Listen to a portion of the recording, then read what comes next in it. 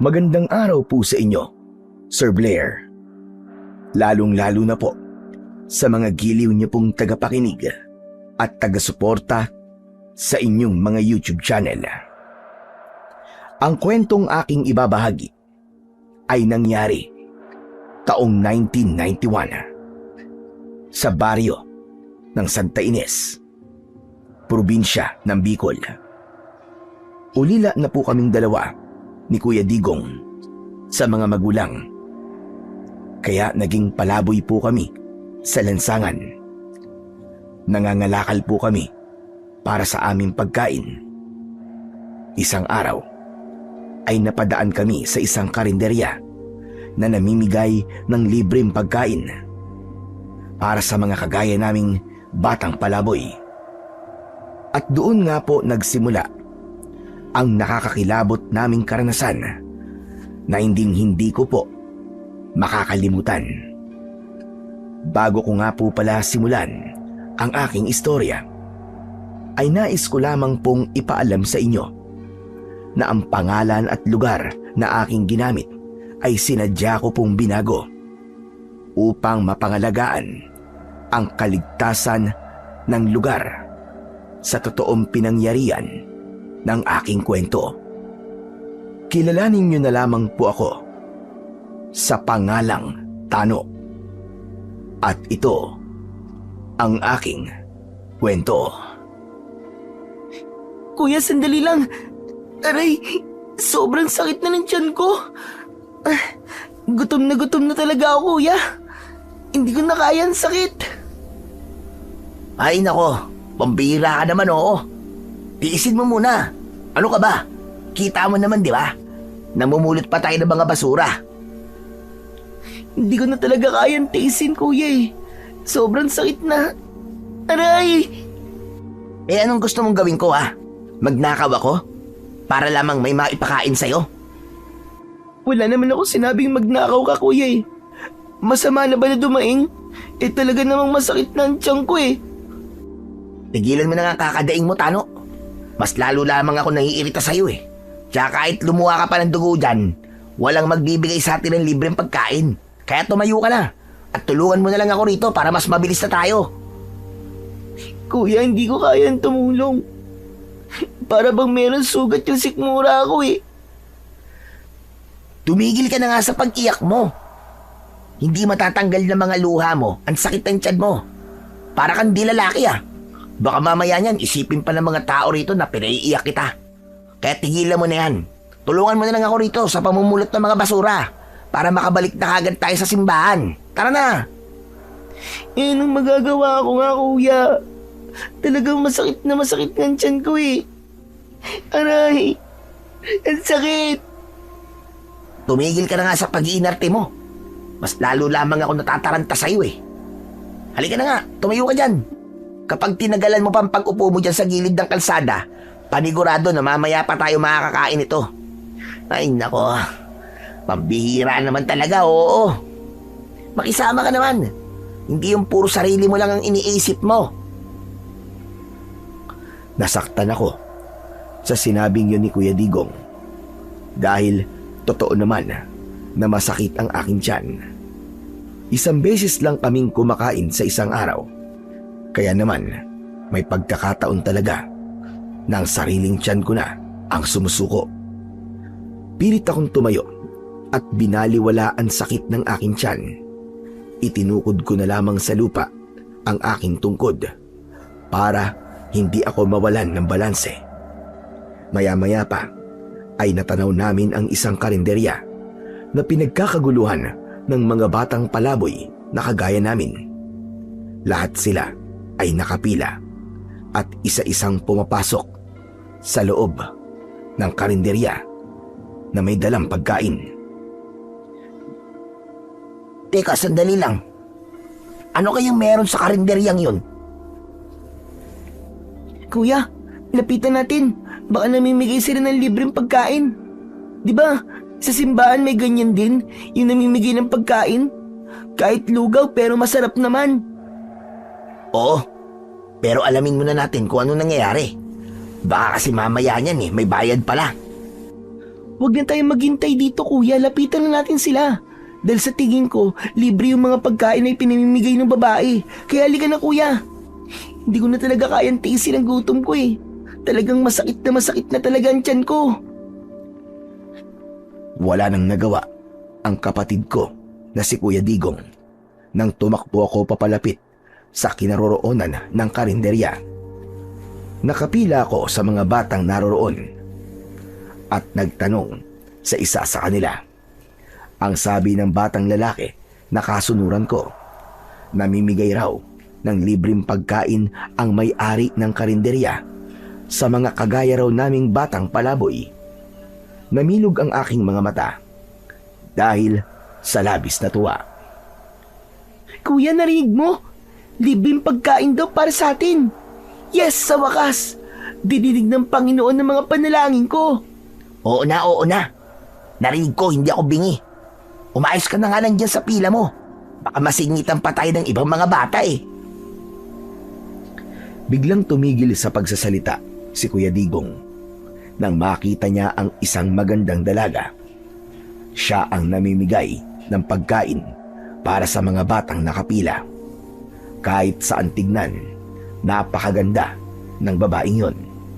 At yun ang dahilan kung bakit natulala ang aking kapatid. Hoy, Kuya Digong, umayos ka nga. Pambihira ka naman oh, malapit na tayo eh. Oh, nakabuka pa rin ang bibig mo. Ha? Kasi naman eh, napakaganda niya oh. Para siyang isang anghel na bumaba sa lupa. Loko ka talaga kuya. Bata ka pa no? Huwag ka munang mag-ilusyon ng ganyan. Malayo ang agwat ng edad niyo sa isa't isa ng babaeng pinapantasya mo. Ay nako, kahit kailan talaga Tano, paninira ka palagi ng ilusyon. Sinasabi ko lang sa'yo kuya, mahirap ang magmahal sa murang edad. Marami ang nababaliw sa pag-ibig kuya. Baka mamaya niyan isa ka pa sa mga biktima na magpapakamatay. Paano na ako kapag nangyari yun? Tumigil ka nga. Puro ka kalokohan, magpapakamatay. Bakit naman ako magpapakamatay? Sige nga.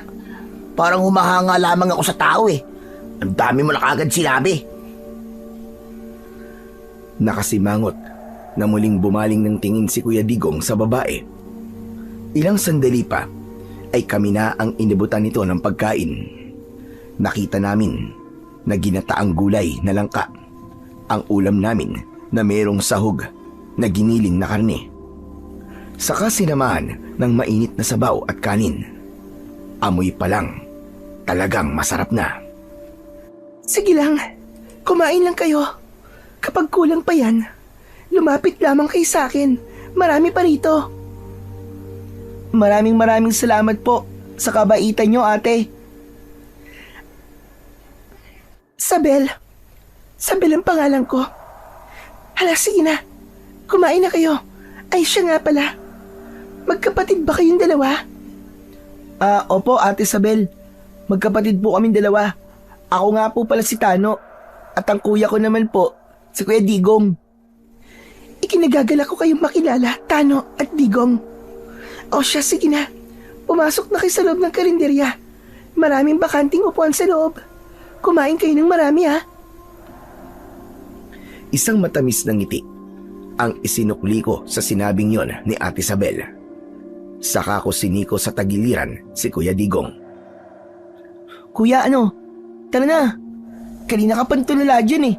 Nakakahiya naman kay Ate Sabel, oh. Hayaan mo siya. Normal lang yan na matulala siya sa aking kagandahan. Sanay na rin naman ako. Isa pa, marami na rin kasing nakapagsabi sa akin na maganda raw ako at kahawig ko raw si Angel Locsin. Totoo po, Ate Sabel. Talaga maganda po kayo. Tsaka maganda rin po ang kalooban nyo, di ba kuya? Ha? Ano ba tinatanong mo? Ay nako, pambihira ka naman oh. Kalimutan mo na nga lang yung sinabi ko. Pumasok na raw tayo sa karinderya, sabi ni Ate Sabel. Tara na, kanina pa talaga ako nagugutom eh. Iiling-iling na lamang akong pumasok sa loob ng karinderya. Dala ang aking plato na plastik. Meron itong sapin na dahon na saging na lalong nagpabango sa amoy ng aking pagkain. Nanginginig ang aking mga kamay nang ibaba ko ang aking plato sa ibabaw ng lamesa, habang si Kuya Digong naman ay walang kibo. Nang maupo siya sa bangko na gawa sa tabla, umupo na rin ako sa tapat niya at inihanda ang aming kutsara. Mabilis akong humigop ng sabaw. Hindi ko tuloy napansin na mainit yun. Aray ko! Ang init naman ng sabaw. Hipad mo muna kasi nang di ka napapaso. Ay nako, pambihira ka naman, oo. Nakakahiya tuloy, oh. Baka mamaya niyan may makakita sa'yo, isipin pa nila na hindi ka na nakakatikim ng pagkain. Talaga namang hindi na tayo halos nakakatikim ng matinong pagkain, Kuya Digong eh. Magmula nang mamatay ang mga magulang natin. Tinapay at lugaw lamang ang madalas nating kainin. Minsan nga wala pa eh. Matagal na tayong hindi nakakakain ng pagkain na lutong bahay. Lalo na ang luto ni nanay. Sus, ang haba naman na sinabi mo. Ang sinasabi ko lang, konting hinay naman sa pagkain. Alalahanin mo, gulay pa lang yan. Paano pa kaya kung purong karne ng baboy ang nasa plato mo? Ano kaya ang magiging reaksyon mo? Siyempre matutuwa. Bakit ikaw ba hindi? At saka, hindi na mahalaga kung ano ang reaksyon ko, kuya. Ang mahalaga, makakakain na ako at mawawala na ang gutom ko. Ikaw talaga kahit kailan, palagi mo na lang akong inaasar. Bahala ka na nga dyan. O di sige, kumain ka. Bahala ka kung pagtinginan ka ng mga tao rito. Siya nga pala, Kuya Digong. Napakabait niya Ate Isabel, no? Biruin mo, naisip niyang mamahagi ng pagkain para sa atin ng mga batang palaboy. Kung masaya ka sa pagtulong niya, mas masaya ang nararamdaman ng mga tao gumagawa ng kabutihan para sa ibang tao. Mas masaya ang tumulong kaysa ikaw ang tinutulungan. Ganun ba yun, kuya? Oo naman. Nakalimutan mo na ba sinabi sa atin ni Lolo Puroy noon? Hindi bale na ikaw ang tumulong kaysa ikaw ang tutulungan. Higit daw na pinagpapala ng Diyos ang mga taong gumagawa ng kabutihan para sa kanyang kapwa. Kaya siguro pinagpapala sila ng Panginoon, kuya. Oo, kaya kumain ka na at baka lumamig pa ang pagkain. Isang subo ng kanin at higop ng mainit na sabaw ang inuna ko. Gumuhit ang init nun sa lalamunan ko hanggang sa aking tiyan.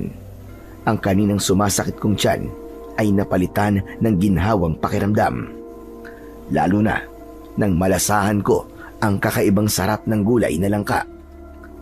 Halos wala kaming imikan ni kuya habang sunod-sunod ang pagsubo ko ng kanin. Grabe, napakasarap ng pagkakaluto. Para bang profesional ang magluluto ah. Mas lalo tuloy akong humanga kay Isabel.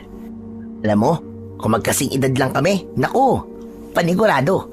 Liligawan ko talaga siya. Sus, tama na nga yan, kuya, yung kaka-ilusyon mo na yan. Tumayo ka na riyan at magugas na tayo ng pinagkainan natin. Para naman makabawi tayo kay Ate Isabel dahil nabusog tayo sa pagkain na ibinigay niya. Hindi mo pa rin pala nakakalimutan ang mga ibinilin sa atin ni nanay ha. Na kapag may gumawa ng kabutihan sa atin, susuklian din natin ng kabutihan. Isang matamis na ngiti ang itinugon ko sa sinabi ni Kuya Digong. Nadatnan namin sa lababo ang maraming hugasid na plato dahil umalis na ang ibang mga bata pagkatapos nilang kumain. Pambira! Mukhang mapapasubo tayo sa hugasin ng mga plato at baso, kuya. Hindi bale. Ang mahalaga, hindi tayo kagaya nila na walang pakialam sa hirap ng nagpakain sa kanila. Agad naming sinimulan ang paghuhugas ng plato. Nakalulungkot lamang isipin na sa kabila ng pagiging palaboy ng ibang mga bata, nagagawa pa nilang magtira ng pagkain sa plato nila. Samantalang marami ang nagugutom. Pagkalipas ng isang oras, natapos namin ang mga hugasin. Saka kami lumapit sa pwesto ni Ate Isabel para magpaalam. Nadatnan namin siyang abala sa pagbibigay ng pagkain sa iba pang mga bata na dumating. Ate Isabel, salamat po sa pagkain. Tutuloy na po kami. Nako, maraming salamat din ha at tinulungan niyo ako sa paghuhugas ng mga plato. Kapag nagugutom kayo, huwag kayong mahiyang bumalik dito ha. Opo, Ate Isabel, salamat po uli. Si Kuya Digong naman, halata sa kanya na nahihiya siya kay Ate Isabel. Simula pa kasi kanina ay hindi ko siya narinig na nakipag-usap sa dalaga. Kaya naman, gumuhit ang nakakalokong ngiti sa aking labi nang sikuhin ko siya sa kanyang tagiliran. Kuya, tara na. Tulala ka na naman dyan eh. Masyado kang nagpapalatan na malakas ang tama mo kay Ate Isabel. Huwag kang maingay. Pambira ka naman, oo. Nakakahiya kay Ate Isabel eh. Halika na kasi. Kailangan na natin dalhin ng mga kalakal sa junk shop na pag-aari ni Mang Arnel. Oo na. Palagi ka na lamang nagmamadali. Dinaig mo pa ang merong hinahabol samantalang kanina, paiyak-iyak ka pa at may pag-upo ka pa sa gilid ng kalsada. Sus, kunwari ka pa. Alam ko naman na nag-alala ka rin sa akin kanina. Huwag mo nang itanggi. Balak mo nang magnakaw para sa akin. Tumigil ka na Napipikon na ako sa'yo, Tano. Ay naku, tara na nga. Ang bilis mo namang mapikon, kuya. Napilitan si kuya na sumunod sa akin. Pagkatapos ay dinampot niya ang sako na iniwan namin sa gilid ng kalsada. Ako naman ay kinuha ko ang aking tungkod na minana ko naman sa namatay naming lolo na si Lolo Puroy. Saka kami naglakad at ipinagpatuloy ang pamumulot ng mga basura. Habang naglalakad kaming magkapatid, ay natanaw namin ang maliit na junk shop ni Mang Arnel. Hindi pa namin siya kilala.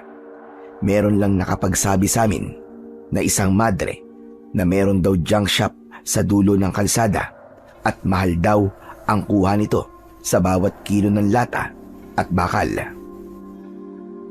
Kuya, kapag maganda naman ang kita natin dito, pwede yata na manatili na lang tayo rito kahit ilang araw lang. Bakit?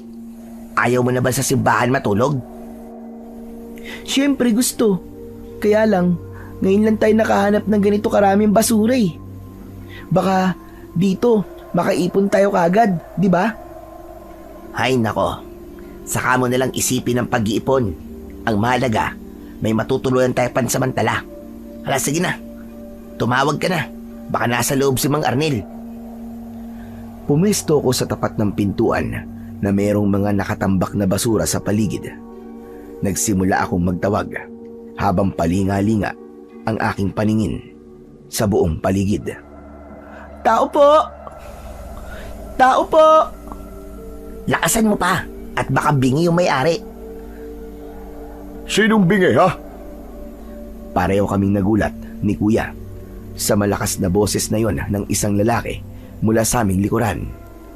Sabay din kaming napalingon at humarap sa kanya. Naku, pasensya na po kayo sa mga nasabi ko. Akala ko po kasi hindi nyo kami naririnig eh. Kayo po ba si Mang Arnel?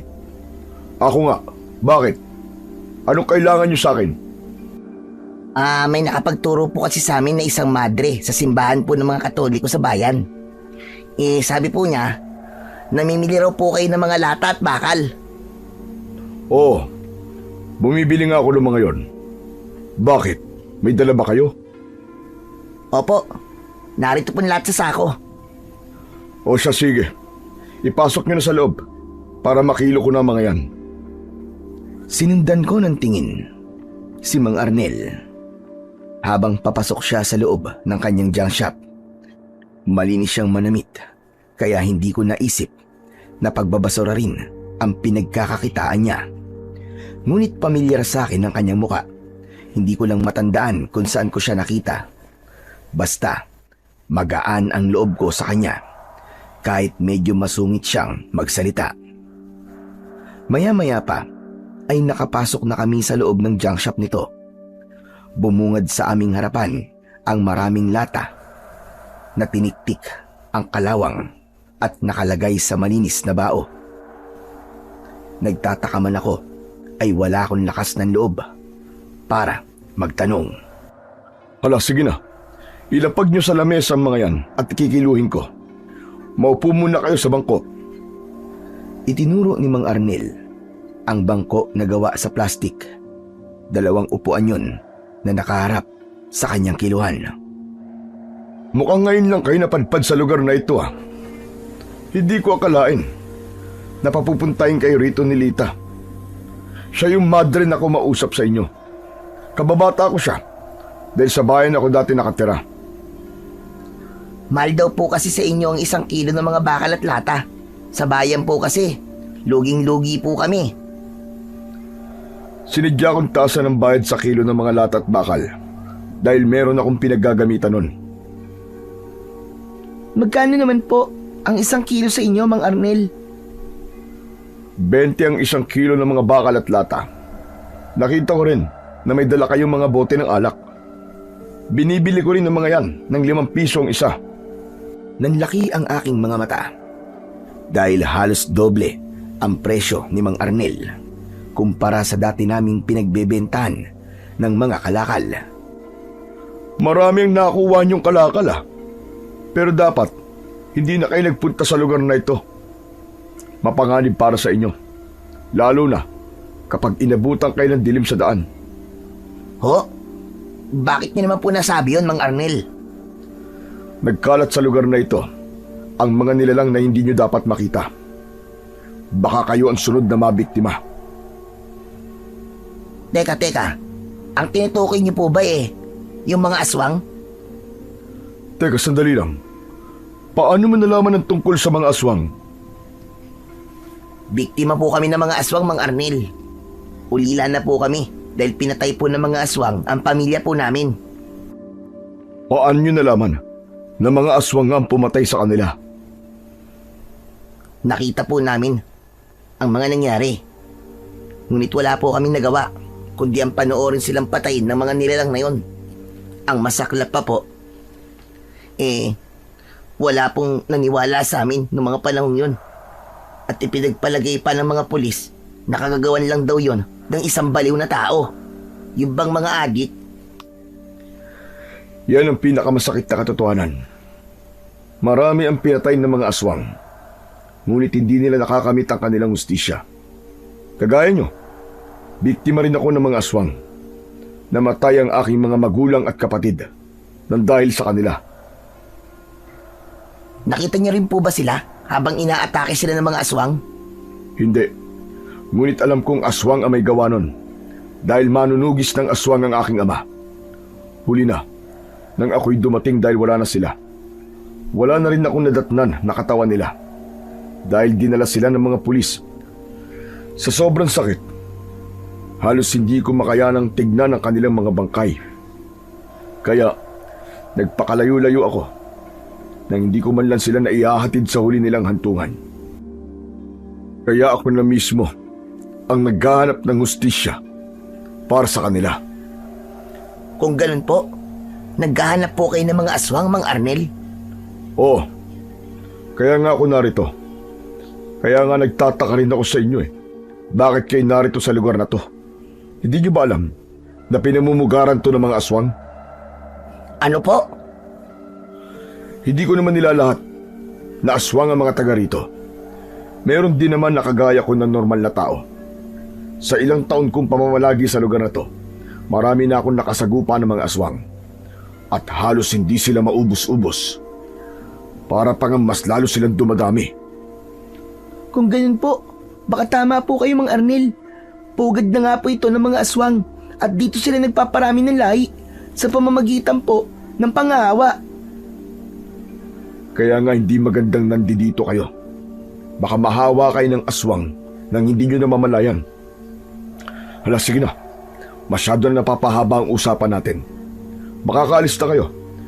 Narito ang bayad. Naka-400 kayo dahil 20 kilos ang kalakal nyo. Naku talaga po. Maraming salamat po, Mang Arnel. Ngayon lang po kami kumita ng ganito kalaking halaga. Kaya nga sipagan nyo pa. O sige na mga bata, makakaalis na kayo. Baka mamaya niyan abutan pa kayo ng dilim sa kalsada. Sige po, aalis na po kami, Mang Arnel. Akma na sana kaming lalabas ng bahay ni Mang Arnel nang biglang lumitaw sa aming harapan ang tatlong lalaki. Nakangisi sila habang nakatingin kay Mang Arnel na humihingi ng proteksyong lagay para sa pwesto nito. Itinulak pa ako ng isang matabang lalaki na siyang pinuno ng kanilang grupo. Mabuti na lang at agad kong naitukod ang aking tungkod, kaya hindi ako nawalan ng balanse. Pera na naman ba kailangan nyo, ha, Baste? Aba, para na kayong mga pulis, ha? Kung makahingi kayo ng lagay sa akin, para bang nagpapala ako ng pera dito. Pasensya na, pero wala akong maibibigay sa inyo. Dahil nakipagmatigasan si Mang Arnel sa mga lalaking dumating, sinira ng mga ito ang kiluhan niya. Nagkatinginan kami ni Kuya Digong. Bakas sa aming muka ang pag-aalala. Kaya nang sakalin ni Baste si Mang Arnel, agad akong lumapit at pinalo ko ang braso ng lalaki gamit ang aking tungkod. Bitiwan mo siya! Sa lakas ng pagkakapalo ko ng tungkod sa braso niya, namula ang kanyang balat.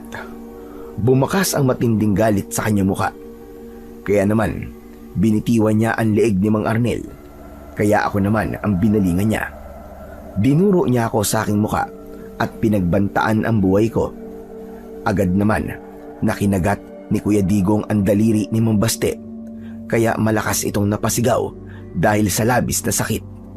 Bumaloktot siya habang nagmumura na nakatingin lang sa aking kapatid. Ano? Masakit ba, ha?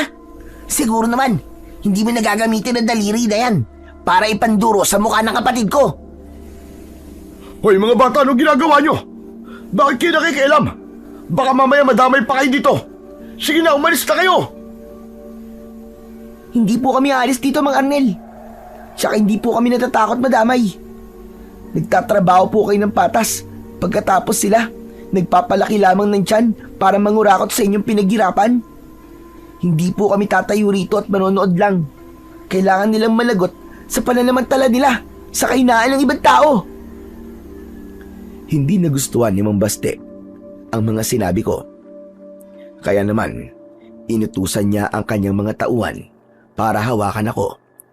Ngunit bago pa sila makalapit sa aking kinaroroonan, naunahan ko na sila ng palo na tumama direkta sa kanilang leeg. Napaatras ang mga ito at napangiwi ang kanilang muka dahil sa labis na sakit. Muli silang lumapit sa akin, ngunit sinalubong ko sila ng hagupit ng tungkod na tumama naman sa kanilang muka at dibdib. Bumagsak ang dalawa sa sahig na lupa. Si Mang Arnel naman ay napatulala at nagtataka sa aking galing sa paggamit ng tungkod. Hindi siya makapaniwala na nagawa kong umatake sa mga kalaban kahit hindi ako umaalis sa aking kinatatayuan. Maya-maya pa ay biglang nagsalita si Kuya Digong. Ano? Hindi pa ba kayo aalis, ha? O baka gusto niyo mapahiya? Dahil napahiya na talaga ang maangas na lalaki. Sinubukan niyang sunggaban ako, ngunit humarang si Kuya Digong at sinalubong niya ng suntok ang masailang bahagi ng katawan nito. Bumagsak ang lalaki sa lupa habang namimilipit sa labis na sakit. Napangisi pa ng nakakaloko si Kuya Digong at ipinakita niya kay Mang Baste ang pag-ihip niya sa kanyang kamao na parabang may hawak siyang baril na umuusok. Yan ang napala mo. Sabog ang pula ng manoy mo. Sabi nang umalis na kayo eh. Pero ang kapal ng mukha ninyong manggulo rito. Hindi naman pala kayo uubra sa aming magkapatid eh. Kami lang pala ang katapat nyo. Dala ng labis na takot ng tatlong lalaki. Halos magsiksikan sila sa paglabas sa pintuan ng junk shop. Napatingin naman kami sa gawi ni Mang Arnel.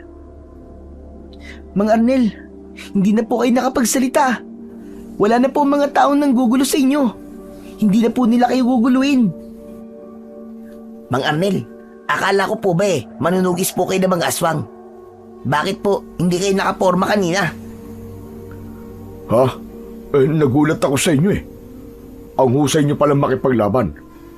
Hindi ako makapaniwala na ganyan kayong kumilos sa kabila ng kalagayan ninyo. Lalo ka na. Maliit na bata ka pa eh. Paano mo nagagawa yun? Tano po ang pangalan ko. At hindi po maliit na bata. Siya naman po ang kapatid ko na si Kuya Digong. Tinanay po kasi kami ni Lolo pagdating sa pakikipaglaban nung 5 taong gulang pa lamang po si Tano. Kung hindi niyo po naitatanong mahusay rin po na maninugis ng mga aswang ang lolo po namin. Mahusay rin po siya sa paggawa ng iba't ibang klaseng agimat. Pati na po sa paggawa ng mga sangkap laban sa mga aswang. Kagaya po ng hawak na tungkod ni Tano. Bakit? Ano bang klaseng agimat ang hawak na tungkod ni Tano? Gawa po ito sa kahoy ng kalamansi na inalagaan po ng orasyon ni Lolo. Ayon po sa kanya, tinamaan daw po ito ng kidlat at itong bahagi lamang daw po ng katawan ng puno ang hindi nasunog. Malupit din daw po itong panlaban na sandata sa mga aswang. Hindi raw talaga nila kakayanin ang sakit nito kapag tumama sa katawan nila. Kahit ba sa normal na mga tao, pareho lamang ba ang epekto ng tungkod? Opo, Mang Arnel. Nakita niyo naman po, di ba? Yung nangyari kanina sa 3 lalaki. Kaya pala sobra sila nasaktan kanina. Kahit malalaki ang katawan nila, ay wala silang nagawa sa epekto ng tungkod mo, Tano. Kung ganun, hindi naman pala ako kailangan mag-alala sa inyo. Dahil kaya niyo naman palang ipagtanggol ang sarili niyo laban sa mga masasamang nilalang. Siyang tunay po, Mang Arnel. Kaya wag niyo na po kaming alalahanin. Siya nga po pala, Mang Arnel. Kailangan na po naming umalis para hindi na rin po kami abutan ng dilim sa daan. Ay, mabuti pa nga. Teka, maraming salamat nga pala sa pagtulong niyo sa akin. Wala pong ano man yun, Mang Arnel. Mag-iingat na lamang po kayo sa mga susunod pang aswang na makakasagupa po ninyo. Isang tangulang ang itinugon sa akin ni Mang Arnel at inihatid niya kami hanggang sa labas ng kanyang bakuran. Hinabol niya kami ng tanaw habang nakangiti. Samantala, kahit maaga kaming umalis sa bahay ni Mang Arnel, inabutan pa rin kami ng dilim sa kalsada. Ay nako, pambihira naman oo. Ang bagal mo kasi maglakad yan tuloy. Inabutan tayo ng dilim sa daan. Oh, bakit ako na naman ang sinisisi mo, kuya? Alam mo naman kung ano ang dahilan, di ba? Kung bakit tayo natagalan sa paglalakad. Ang dami kasi nating kinain kanina sa karinderya ni Ate Isabel. Kaya hanggang ngayon, pakiramdam ko nga, busog pa rin ako. Ibang klase ka rin no? Kanina halos magwala ka dahil sa gutom. Ngayon naman nagrereklamo ka dahil sa labis na kabusugan. Ay nako, baka mamaya yan magreklamo ka na naman kung saan ka magbabawas. Kuya naman nang aasar ka na naman Ano ka ba? Ginagawa ko lang naman ito para mawala ang takot na nararamdaman ko. Naalala ko kasi ang kwento ni Mang Arnel sa ating kanina. Yung bang tungkol sa mga aswang? Kaya naisip ko na gawin ang sinabi sa atin ni Nanay. Para mawala raw ang takot na nararamdaman natin, kailangan daw nating kumanta ng malakas o di kaya naman, magbiruan tayong dalawa. Aminado naman ako na nakakatakot ang lugar na yon. Sa bahagi ng kalsada na aming nilalakaran. Madilim. Ang tanging malamlam na liwanag ng buwan ang nagsisilbi naming tanglaw sa daan. Bukod pa roon, walang ibang bahay na nakatayo sa gilid ng kalsada. Wala rin kaming nakikitang mga tao na naglalakad. Tanging ang mga nakasaradong karinderya lamang ang natatanaw naming malapit sa aming kinaroroonan. Maya-maya pa ay bigla naming naramdaman ang malamig na hangin, kasunod ng malakas na pag-ihip nito. Kaya naman, bigla kaming tumigil sa paglalakad. Kuya, bakit para yatang kakaibang lamig ng hangin ngayon? Oo nga pati ang ingay sa paligid. Teka, wala ka bang nararamdamang reaksyon sa tungkod mo Tano? Wala, kuya. Napalinga kami sa paligid nang bigla naming narinig ang malakas na tunog ng alulong ng aso mula sa madilim na bahagi ng kakawian. Kinilabutan ako na para bang mayroong nagmamatsyag sa aming kinaroroonan. Kuya, tara na. Bilisan na natin maglakad. Umalis na tayo rito. Kaya nga, ngayon lang ako kinalabutan ng ganito. Para bang hindi tayo nag-iisa sa lugar na to.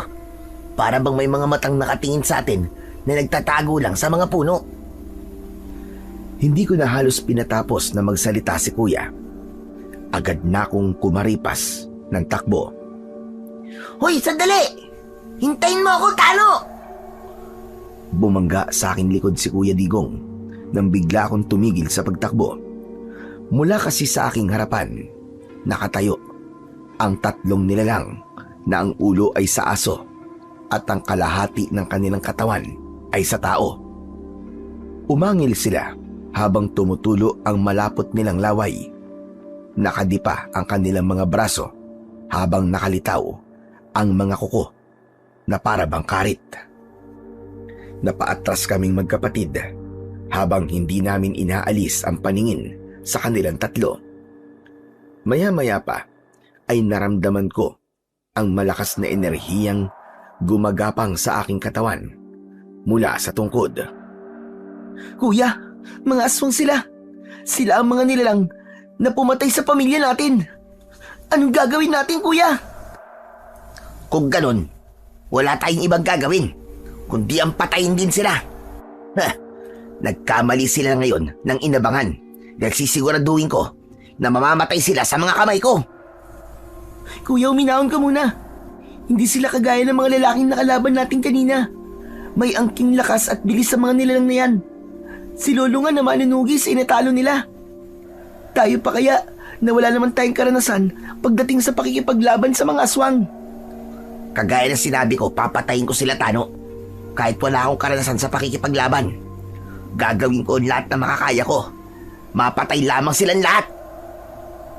Hindi ko na napigilan si Kuya Digong nang sumugod siya sa kinaroroonan ng mga aswang. Inatake niya ang mga ito ng malakas na suntok. Ngunit nakaiwas ang mga ito. Dinakot nila ng sabay-sabay ang leeg ng aking kapatid. Kaya naman, agad akong sumugod sa kanila. Inatake ko sila ng malakas na palo na tumama naman sa kanilang mga braso.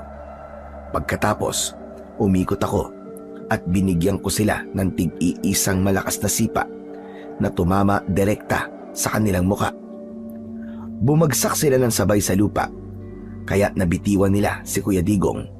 Nilapitan ko siya at hinawakan sa braso habang habol nito ang sarili niyang hininga. Nakita mo na, kuya? Padalos-dalos ka kasi ng desisyon eh. Munti ka nang mapahamak tuloy. Bigla akong itinulak ni Kuya Digong nang makita niyang pasugod sa aming kinaroroonan ang 3 aswang. Naiwasan niya ang kalmot ng mga ito at gumanti ng malakas na sipa na tumama naman sa dibdib ng mga kalaban. Nilapitan ko ang 2 aswang at pinagpapaluko sila ng tungkod na direktang tumama sa kanilang ulo. Tumalsik silang pasadsad sa lupa habang umaangil dahil sa labis na sakit. Bumangon ang isa sa mga aswang at inatake niya ako ng kalmot. Naiwasan ko yon at gumanti ako sa kanya ng malakas na sipa na tumama sa kanyang panga. Kasunod ng pagpalo ko ng tungkod sa iba't ibang bahagi ng kanyang katawan. Bumagsak siya sa lupa habang nagkikikisay at tumitirik ang mga mata. Hindi niya nakayanan ang sakit na epekto ng aking tungkod at agad din na binawian ng buhay. Maging ang kalaban ni Kuya, inatake ko rin ng palo. Bumagsak ito sa lupa. Dala ng galit ni Kuya Digong, sinakyan niya ang dibdib nito at gigil na pinagsususuntok ang muka ng aswang hanggang sa lumabas ang dugo mula sa ilong ng nilalang. Hayop ka! Papatayin kita! Babasagin ko ang pagbumuka mo sa suntok ko! Kuya, tama na! Tama na, kuya, patayin na yan! Tigilan mo na siya, kuya! Halos ayaw magpapigil ni Kuya sa pagsuntok niya sa mukha ng aswang. Hindi pa siya nasiyahan, nilapitan niya ang dalawa pang aswang at sinuntok niya rin ang mukha ng mga ito. Maya-maya pa ay biglang nagbago ang anyo ng mga aswang. Tumambad sa aming paningin ang mukha ng 3 lalaki na nanggulo sa junk shop ni Mang Arnel. Anak ng putya. Sinasabi ko na nga ba't masasamang nila lang ang mga taong to eh. Tinambangan nila tayo para bawian. Kuya, wala silang mga saplit sa katawan. Ngunit may makintab na likido sa kanilang balat. Natatandaan mo pa ba ang kwento sa atin ni Lolo Puroy dati? Oo. Tandang-tanda ko pa, Tano. Ang mga ganyang klase nila lang na gumagamit ng langis, sila ang mga aswang na nag-aanyong aso na kung tawagin sa ating baryo ay aswang na asbo. Nag-aaplas sila ng langis sa katawan nila kapag magpapalit sila ng anyo. At kapag namatay sila, babalik sila sa tunay nilang anyo bilang tao. Tama ka, Kuya Digong. Kapag nasa anyo na sila bilang isang tao sa pagsikat ng araw, agad-agad silang masusunog. Matutunaw sila at magiging abo ang katawan. Ngunit kung walang araw kinabukasan, maaari silang makita ng mga tao at isipin nila na sila ay biktima ng mga aswang. Kailangan na nating umalis sa lugar na to. Nasisiguro ko na ang mga nilalang na to ay hindi nag-iisa. Kailangan bago nila malaman na tayo ang pumatay sa kanilang mga kasama, dapat handa na tayong lumaban sa kanilang puwersa. Ang inaalala ko, kapag nalaman ng kanilang pinuno ang ginawa natin sa kanyang mga alagad, baka madamay ang mga tao rito. Wala kang dapat alalahanin, Kuya. Hindi ba't ito naman ang gusto natin mangyari?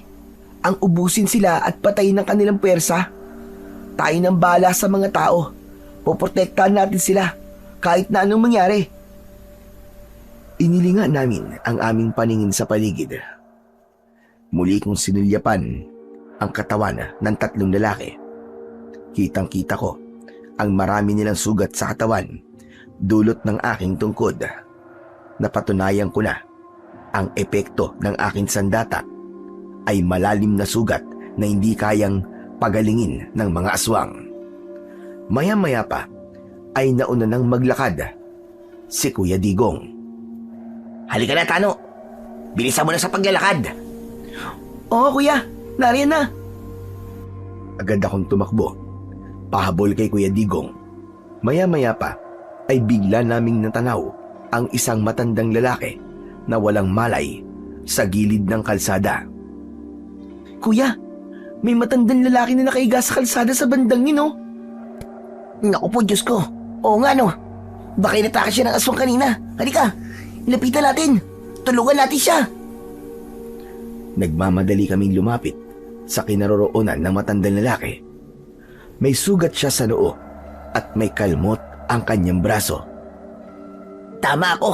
Inatake nga siya ng aswang dahil sa sugat niya na para bang nanggaling sa kalmot ng aswang. Lo, gising po. Lo, gumising po kayo. Tinapik-tapik ko ang kanyang pisngi para siya ay magising, habang si Kuya naman ang nanghihilot sa braso ng matanda. Sabay tukod niya ng kanyang daliri sa sikmura nito. Maya-maya pa, bigla siyang huminga ng malalim. Diretso ang kanyang pagbangon at napatingin sa amin. Lo, ayos lang po ba kayo? Hindi ako ayos. May aswang. Mga aswang ang nakita ko. Tulungan niyo ako. Hindi ako maaaring magkamali. Aswang! Aswang ang umatake sa akin! Nakita po namin ang mga aswang, Lo. Pero wala na po sila. Kaya ligtas na po kayo. Huwag po kayo mag-alala. Teka, sandali lang. Sino ba kayo, ha? Ako po si Tano at siya naman po ang Kuya Digong ko. Ayos lang po ba kayo? Meron po kasi kayong sugat sa braso at sa ulo. Ay, nako, pambihira. Yun na nga inatake ako ng aswang habang pabalik ako sa aking karinderya. Ano po? Karinderya? Kung ganun po, kayo po nagmamay-ari ng nag-iisang karinderya dito sa baryo? Oh, Ako may-ari ng karinderya at ako rin ang nagluluto sa mga pagkain na ipinamamahagi namin sa mga batang palaboy. Sandali lamang po. Bakit po kayo narito sa labas? Gabi na. Hindi po ba't mapanganib? Nagtapon lang naman ako ng basura sa labas nang makarinig ako ng humihingi ng saklolo. Nilapitan ko naman dahil akala ko nga totoong may kailangan ng tulong ko. Nagulat na lamang ako nang tumambad sa aking harapan ng 3 aswang na asbo. Pinagtulungan nila akong atakihin. Mabuti na lamang at may narinig silang mga bata na nagtatawanan. Kaya naman, iniwan nila ako. Diyos ko, ay sobrang takot ko talaga. Bigla akong nawalan ng malay. Kuya, baka narinig ng mga aswang na tawanan ay mula sa ating dalawa. Oo nga, tama kayo. Baka nga yun. Mabuti na lamang talaga at nailigtas ako ng ingay nyo. Aba teka, nasa na nga pala ang mga aswang? Nakita po namin sila tumakbo po sa kakauyan. Inakala po siguro nila na nandun po kami. Pagsisinungaling ko dahil hindi dapat malaman ng matanda na pinatay na namin ang 3 aswang. Mabuti naman pala at hindi nila kayo nakita. Kaya nga po eh. O siya, halina po kayo. Aalalayan po namin kayong tumayo. O siya, sige. Alalayan niyo muna akong maglakad. Medyo nahihilo pa kasi ako. Baka pwede niyo rin akong iatid hanggang doon sa karinderya ko. Sige po, aalalayan po namin kayo maglakad. Isa pa, ipagamot niyo po kagad kay Ate Isabel ang sugat niyo sa noo at braso. Teka, paano niyo nakilala ang aking apo na si Isabel? Siya po kasi nagbigay sa amin ng pagkain kanina. Tignan mo nga naman ang pagkakataon. May kapalit kagad ang kabutihang ibinigay namin sa mga bata. Agad naming pinagtulungang alalayan ang matanda na nakilala namin sa pangalan na Lolo Puti. Pagdating namin sa tapat ng karinderya, ay agad kaming pumasok sa loob nun. Tinawag ng matanda ang kanyang apo na si Ate Isabel. Bumakas sa kanyang muka ang pag-aalala nang makita niyang sugatan ang matanda. Diyos ko! Lo, ano po nangyari sa inyo? Hay nako apo, inatake ako ng mga aswang na asbo habang nagtatapon ako ng basura sa labas. Mabuti na lang at maingay itong 2 bata, kaya naitaboy nila ang mga aswang. Nakita niyo na po ang nangyari sa inyo, Lolo Puti. Ang tigas-tigas po kasi ng ulo niyo eh. Sabi ko naman po sa inyo, huwag na po kayo lumabas ng bahay at sa umaga na lamang po natin itatapon ng mga basura. Mabuti na lamang at walang nangyaring masama sa inyo, Lo. Pero ayan, may sugat pala kayo sa noo at braso. Ay siya, tama na muna ang kakasermon. Ang mahalaga naman ay ligtas na ako. Asikasuhin mo na lang ang magkapatid. Baka may natitira ka pang pagkain dyan. Initin mo at pakainin mo silang 2. Naku, wag na po kayo mag-abala, Lolo Puti. Busog pa naman po kami ni Kuya Digong eh. Sigurado ba kayong 2? Opo. Huwag niyo na po kaming alalahanin. Ay, siya nga po pala, Lolo Puti. Bakit po mababait po kayo sa mga batang palaboy na kagaya po namin? Dati rin kasi akong palaboy. Kaya may puso ako sa mga batang walang matirhan at maayos na mapagkukunan ng pagkain. Masaya akong nakakatulong sa mga bata at walang kapantay ang kaligayahang nararamdaman ko kapag nagugustuhan nila ang pagkain niluluto ko para sa kanila. Isang matamis na ngiti ang isinukli ko sa sinabi ng matanda. Maya-maya pa ay biglang nagsalita si Ate Isabel. Bueno, at narito na rin naman kayo. Ang mabuti pa kaya, dito na lang kayo magpalipas ng gabi. Kung may aswang sa labas, delikado kayo sa daan. Naku, hindi na, Ate Isabel. Maraming salamat na lang po sa alok niyo sa amin. Pero nakakahiya naman po sa inyo. Ano ka ba? Huwag kang mahiya sa amin, Digong. Iniligtas niyo ang lolo ko. Kaya hayaan niyo akong tumanaw ng utang loob sa inyong dalawa ni Tano. Nagkatinginan kami ni Kuya Digong.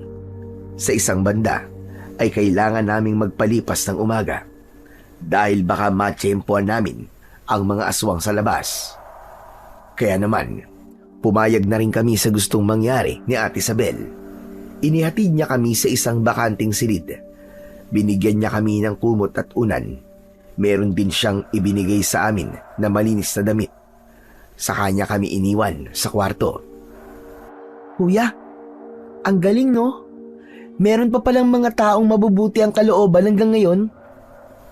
Bakit mo naman nasabi yan? Tignan mo naman. Hindi natin sila kaano-ano, di ba? Ngunit kung ituring nila tayo, para tayong pamilya nila. Kasi nga, gumawa tayo ng kabutihan para sa kanila. Kaya sinusuklian din nila tayo ng kabutihan. Alam mo Kuya Digong, nangyayari na sa atin ang madalas na ituro sa atin ng ating mga magulang, no? Kaya nga matulog na tayo. At baka kung saan na naman mapunta ang pinag-uusapan natin ngayon. Alam mo naman, di ba? Hanggat maaari, ayoko ng pinag-uusapan natin ng mga magulang natin. Dahil nalulungkot lang ako. Oo na. Ang sungit naman ito. Isang malalim na buntong hininga ang pinakawalan ni Kuya Digong bago siya natulog ng patalikod sa akin. Dala ng labis naming pagod, agad kaming nakatulog at tanghali na nang kami ay magising. Narinig namin ang ingay ng kaldero mula sa loob ng kusina ng karinderya. Sumilip ako sa bintana at nakita ko ang maraming mga nakapilang mga bata. Kaya naman, agad kong ginising si Kuya Digong. Kuya, gising! Gising na! Marami ng mga batang nakapila sa labas. Naku, nakakaya naman kay Ate Isabel. Tanghali na, pero nasa higaan pa rin tayo. Ano? Gulat na napabalikwas ng bangon si Kuya at napasilip din siya sa siwang ng bintana. Naku po, lagot na. Anong gagawin natin? Ano pa? Eh di tutulong tayo kay Ate Isabel para hindi naman nakakahiya. Halika na, tumayo ka na dyan at maghilamos na tayo ng muka. Kailangan na natin silang tulungan. Mabilis kaming lumabas ng kwarto. Naggilamos kami ng muka at agad na inayos ang aming sarili. Hindi muna kami nakipag-usap sa maglolo. Agad kaming nagkusa na magdala ng pagkain para sa mga bata. Adobong sitaw na merong giniling na karne ang ulam ng mga ito. Meron ding dinuguan na nilagyan ng hiniwang hilaw na saging na saba at saka mainit na sabaw ng nilagang pata ng baboy. Si Lolo Puti naman ay inilalayan ko sa pagluluto ng mga pahabol na pagkain. Napansin ko na wala siyang ginagamit na bawang at sibuyas. Tanging dahon lamang ng laurel, paminta at tanglad ang ginagamit niyang sangkap sa niluluto niyang ulam. Lolo Puti, bakit wala pong bawang ang sangkap na niluluto niyong ginataang gabi o laing?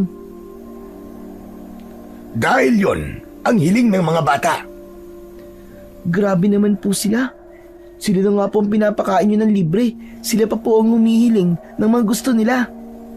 Huwag kang mag-alala, ayos lang yon. Kahit wala ang bawang at sibuyas, masarap ang lasa ng aking luto. Halika, tikman mo para malaman mo kung bakit masarap. Kahit walang bawang at sibuyas. At kung bakit ito ang gusto ng mga bata. Nakangiting iniabot sa akin ni Lolo Puti ang sandok na merong sabaw ng gulay na gabi. Nang matikman ko yun, ay halos mamilog ang aking mga mata dahil sa sobrang sarap ng lasa. O ano? Anong masasabi mo, iyo? Grabe po ang sarap. Para pong merong kumpletong sangkap. Sabi ko naman sa iyo dahil iba pa rin ang lutong punong-puno ng pagmamahal. Isa pa, matagal ko na itong ginagawa at minana ko pa ito sa aking mga ninuno. Hala, sige na, ihanda mo na ang mga lalagyan ng ulam at ilalabas ko na rin ito. Masigla akong sumunod sa utos ni Lolo Puti.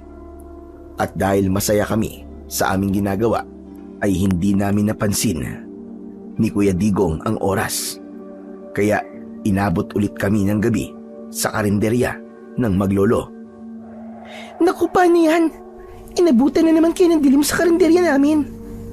Pasensya na talaga kayong magkapatid, ha? Masyado kasi akong naging abala at nakalimutan ko kayong sabihan. Huwag niyo po kaming alalahanin, Ate Isabel. Ay, sandali lang. Ayos lang ba sa inyo na manatili muna kayo rito kahit isa pang araw? Huwag kayong mag-alala. Babayaran ko naman ang serbisyo nyo. Naku, wag na po, Ate Isabel. Nakakaya naman po sa inyo, isa pa. Nakakakain naman po kami rito ng libre. Kaya ayos na po yun. Huwag na po kayong mag-alala sa amin. Tulong na po namin yan sa inyo ni Lolo Puti. Isa pa nga yun sa akin inaalala eh. Masama ang pakiramdam ni Lolo Puti. Baka mahirapan ako bukas. Nagkatinginan kami ni Kuya nang malaman namin na may sakit ang matanda. Kaya naman, wala kaming nagawa kundi ang matulog ulit sa bahay ng maglolo. Bandang 9:00 ng gabi, hindi kami dalawin ng antok ni Kuya Digong. Pareho kaming nakatingin sa bubong na gawa sa anahaw. Kuya, bakit kaya parang may bumipigil sa atin na umalis sa lugar na to, no? Ewan ko ba? Parang ganun din ang tingin ko sa nangyayari sa atin eh. Nakakahiya na nga kina Ate Isabel at Lolo Puti. Nakakahiya rin naman na umalis tayo. Lalo pa at may sakit pala ang matanda. Habang nag-uusap kami ni Kuya Digong, biglang may narinig kami na maingay mula sa labas ng bahay. Para bang merong kumusyon na hindi ko mawari. Kaya naman, sinilip namin ang siwang ng bintana. Ganun na lamang ang panlalaki ng aming mga mata nang makita namin si Mang Arnel habang nakikipaglaban siya sa 2 aswang na asbo. Patuloy niyang iniiwasan ang mga kalmot ng mga ito, sabay ganti niya ng taga sa mga kalaban na hindi rin naman tumatama. Kuya, nasa panganib si Mang Arnel. Teka, bakit siya nandito? Ay naku, pambihira naman talaga, oo. Palagi na lamang siya nalalagay sa panganib. Naunang lumabas ng bintana si Kuya Digong habang dala niya ang kahoy na pantukod sa bintana. Ako naman ay hinagilap ko ang aking tungkod at maingat din na lumabas sa bintana. Nang lumapat ang aking mga paa sa lupa, ay mabilis akong lumapit sa kinaroroonan ng mga aswang. Agad kong pinalo sa ulo ang aswang na unang sumugod sa akin. Bumagsak siya sa lupa habang umaangil ng malakas. Hinampas ko ang kanyang bibig upang hindi ito lumikha ng ingay. Nagkikikisay ang katawan ng aswang habang tumitirik ang kanyang mga mata. Si Kuya naman ay pinalo niya ng pangtukod sa bintana ang isa pang aswang. Nang bumagsak ito sa lupa, inilabas ni Mang Arnel ang asin mula sa kanyang bulsa at sinabuyan niya ang mga ito sa katawan. Biglang nagliyab ang katawan ng mga asbo hanggang sa maging abo. Habol ang hininga na napatingin sa amin si Mang Arnel. Sinasabi ko na nga ba't kayong nakita ko kaninang tanghali? Ano ginagawa niyo rito? Akala ko ba nakauwi na kayo? Inatake po kami ng aswang habang papauwi kami at iniligtas po namin si Lolo Puti. Kaya po kami napunta sa lugar po na ito. Ganun ba? Huli na kayo. Sumama na kayo sa akin. Teka po, hindi po maaari. Hindi kami aalis sa lugar na to. Hindi pa kami nakakapagpaalam ng maayos kay Lolo Puti. Pero baka mapahamak kayo rito. Alam niyo ba, na isa sila sa aking mga binabantayan. At sa tuwing ginagawa ko yun, palagi ako may nakakasagupa ng mga aswang. Ganon din po nangyari sa amin, Mang Arnel. Nakilala po namin si Lolo Puti nang may nakasagupa po kami na aswang. Pero mabait po sila at wala po akong nakikitang masama sa kanilang ginagawa. Kung aswang naman po si Ate Isabel at Lolo Puti, malalaman ko po yun dahil po sa akin tungkod. Paano kung may pangontra sila sa agimat mo, ha Tano? Naisip niyo ba yun? Kagaya ng sinabi ko, mag-iingat kayo dahil pinamumugaran ang lugar na ito ng mga aswang. Siya nga pala, kumain na ba kayo sa mga luto nilang pagkain, ha? Opo, bakit po? Kung ganun, maaaring nasa ilalim na kayo ng kanilang kapangyarihan. Hindi ko to sinasabi sa inyo para takutin kayo. Pero baka dahil nakatikim na kayo ng pagkain nila, kaya hindi nyo sila nararamdaman. Para makasigurado tayo, ibibigay ko sa inyo ang 2 kalamansi na ito. Ipatak nyo sa pagkain nyo. Tulungan nyo akong malaman kung tama ba o hindi ang mga hinala ko. Para bang bigla akong nakonsensya sa sinabi niyo ni Mang Arnel, dahil para sa akin, mabubuting tao talaga sina Lolo Puti at Ate Isabel. Subalit may punto rin naman si Mang Arnel at agad yon na sinang-ayunan ni Kuya Digong. Sige po, gagawin po namin ang ipinag-uutos nyo. Wala naman po masama kung susubukan namin, di ba? Salamat. Isa pa, tandaan nyo. Kapag nakatikim kayo ng pagkain nila sa loob ng 3 araw, baka mangyari rin sa inyo ang nangyari sa aking asawa. Hinahanap-hanap niya ang luto ng mga yan. Kaya mag-iingat kayo. Yan ang dahilan kung bakit ko sila pinag-iisipan ng masama. Dahil meron na akong pinagbabatayan. Nasaan na po ang asawa nyo, Mang Arnel? Patay na siya. Naging aswang siya at pinatay ko. Siya ang nakiusap sa akin na tapusin na ang kanyang paghihirap. Sinabi niya rin sa akin na matyagan ang maglolo na yon. Kaya kailangan ko ang tulong nyo. Dahil kayo ang nakapasok sa kanilang lungga. Sige po, handa po akong tumulong sa inyo, Mang Arnel. Pagkatapos magpaliwanag ni Mang Arnel, ay umalis na siya. Iniwan sa amin ang 2 kalamansi. Kahit nakahiga na kami sa aming katre, hindi pa rin kami dalawin ng antok dahil pinag-iisipan namin kung ano ang aming magiging plano. Kinabukasan ay maaga kaming nagising at tinulungan si Ate Isabel. Bandang tanghali, oras na yon ng pagkain namin ni Kuya. Kumuha ako ng ulam at kanin na inilagay ko sa plato. Maya-maya pa, narinig ko ang boses ni Ate Isabel mula sa aking likuran. Mukhang malalim ang iniisip mo, Tano. Napalingon ako sa kanya at napatitig sa kanyang mga mata. Ha? May iniisip lamang po ako. Ganun ba? Hala, sige na. Kumain na kayo ni Digong.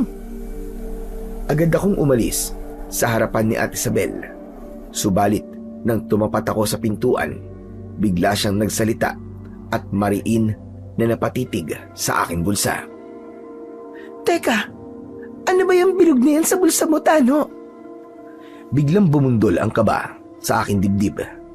Hindi niya pwedeng malaman na meron akong kalamansi sa bulsa. Ha? Naku, wala po to, Ate Isabel. Holin ko po ito na madalas ko pong pinaglalaruan sa tuwing nalulungkot po ako. Palagi po itong nasa loob ng bulsa ko dahil bigay pa po ito sa akin ni Nanay. Para kasing naamoy ko ang kalamansi mula sa bulsa mo eh. Ano, kalamansi? Naku, saan naman po ako kukuha ng kalamansi? Biglang nawala ang pag-aalala sa mukha ni Isabel. Isang bagay na nagbigay lalo sa akin ng pagdududa na baka nga aswang ang magandang babae. Hala, sige na. Kumain na kayo. Sige po. Ay, teka. Saan mo dadali ng pagkain? Sa kwarto po namin. Nahiya po kasi kami ni Kuya kumain sa loob ng karinderya niyo eh. Ganun ba? O sige, bilisan niyo na lamang kumain ha. At marami pa tayong gagawin para mamaya ay maaga kayong makauwi sa inyong dating tinutuluyan. Yun ang huling araw namin sa karinderya. Kaya kailangan naming magawa ang mga ibinilin sa amin ni Mang Arnel. Pagpasok ko sa loob ng kwarto namin, ay bahagya pa akong nagulat nang madatnan ko si Mang Arnel. Kausap niya si Kuya Digong. Nalaman ko na sa bintana ito dumaan para ibigay ang maliit na punyal kay Kuya Digong. Yan na ba ang pagkain natin, Tano? Oo, Kuya. Kaya lang mag-iingat tayo.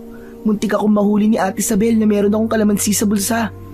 Mabuti na lamang at naniwala siya na holin lang ang nasa bulsa ko. Sige na, bilisan nyo ng kumilos. Hiwain nyo na ang kalamansi at patakan nyo ang pagkain para makita nyo. Pero ginatang lang ka lamang po ito, Mang Arnel. Basta, gawin nyo na. Nanginginig ang aking mga kamay nang simulan kong pigaan ng kalamansi ang aming ulam. Nang pumatak ang katas nun sa gulay, nakita ko na kumulo yun at merong lumabas na usok. Tumambad sa aming paningin ang tinadtad na kuko. Meron din na balat na hindi naman balat ng baboy.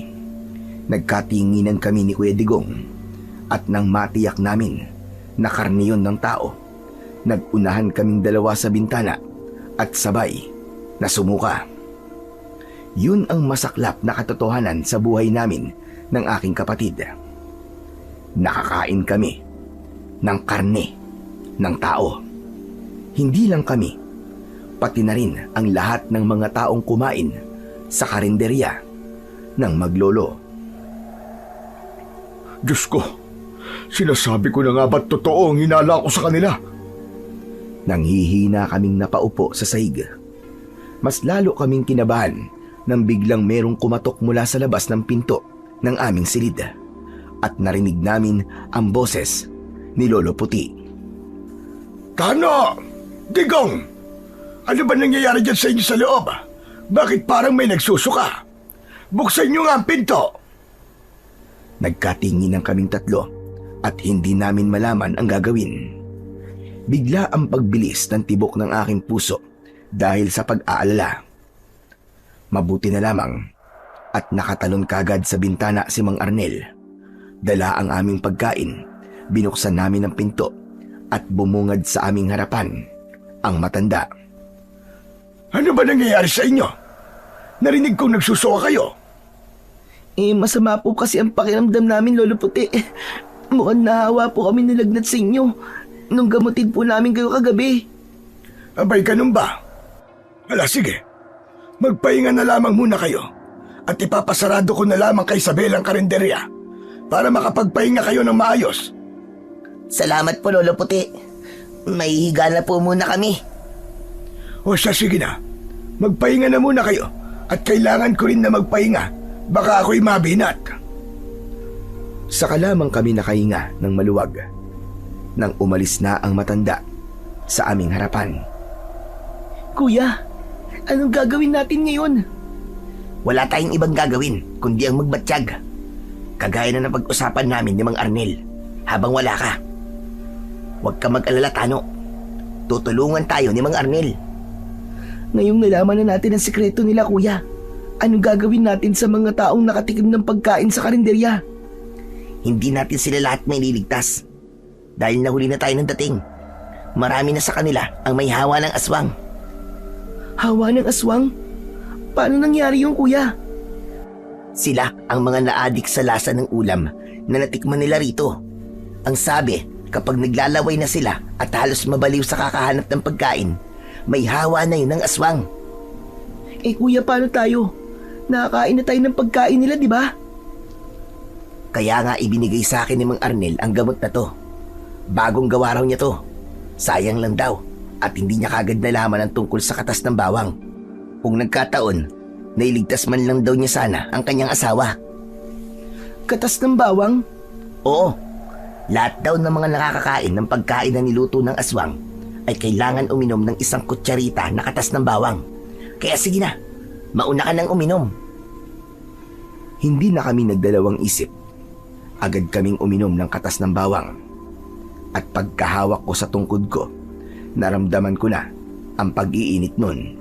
Patunay na aswang nga ang mga kasama namin sa karinderya. Kaya hindi ko naramdaman ang pag-iinit ng tungkod dahil nasa ilalim kami ng kapangyarihan ng mga aswang na asbo. Pagsapit ng gabi, naramdaman namin na sinilip kami sa higaan ni Lolo Puti at Ate Isabel. Nagkunwari kaming natutulog. Maya-maya pa ay lumabas sila ng aming kwarto. Kuya, tara na. Kailangan na nating umalis dito. Akma na sana kaming lalabas at dadaan sa bintana nang marinig namin ang pinag-uusapan ng maglolo. Siguro, kailangan na nating hatulan ng magkapatid. Huwag na nating hintayin ang piyesta para gawin silang bagong kasapi natin. Tama ka, mahal ko. Nakakahalata na sila. Nararamdaman ko na meron silang binabalak laban sa atin. Nagulat kami sa aming narinig. Tinawag ni Ate Isabel na mahal ko si Lolo Puti. Nagkatinginan kami ni Kuya at bakas ang labis na pagtataka. Si Kuya Digong naman ay hindi makapaniwala na ang magandang babae na si Ate Isabel ay asawa pala ni Lolo Puti at hindi totoong apo. Hala, paanong nangyari yun? Hinala ko, Kuya. Ang nakikita nating anyo ni Ate Isabel ay panlilinlang lang at hindi totoo ang kanyang itsura. Diyos ko, hindi ko akalain na ang mga aswang ay may ganong klaseng kakayahan. Kailangan natin silang maunahan, Kuya, bago pa nila magawa sa atin ang kanilang mga binabalak. Tuluyan na kaming tumakas sa lugar na yon. Dumaan kami sa bintana.